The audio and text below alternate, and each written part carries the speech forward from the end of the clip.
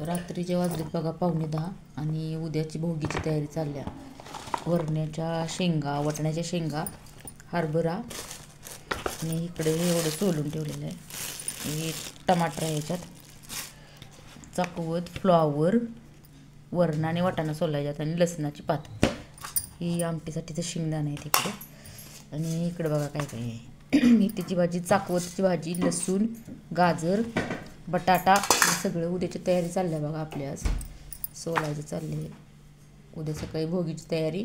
आणि आम्हाला आलं आहे सुतक, त्यामुळे आम्ही भोगीची आमटी फक्त घरात करून देवाला नैवेद्य वगैरे काही नाही, आम्हाला फक्त खाण्यासाठी बनवणार आहे. आमच्या भावकीत बारले ते आजोबा. बघत राहा माझा फुल ब्लॉग आजचा. आणि आजचा माझा ब्लॉग कसा वाटला ते नक्की मला कमेंटमध्ये सांगा. उद्याची मी भोगीची आमटीची रेसिपी तुमच्याशी नक्की शेअर करेन.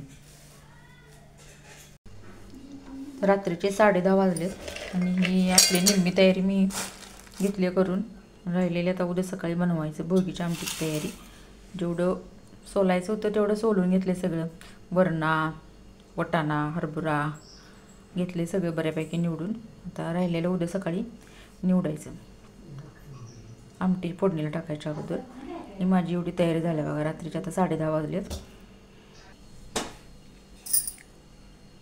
आम्हाला सुतक आहे, त्यामुळं आम्हाला देवाला काही नैवेद्य लागत नाही. आपलं काय मुलांना खायसाठी मी एवढी तयारी केली. माझा आजचा ब्लॉग कसा वाटला ते नक्की मला कमेंट करून सांगा. आणि माझ्या चॅनलला लाईक, शेअर आणि सबस्क्राईब नक्की करा. शुभरात्री सगळ्यांना.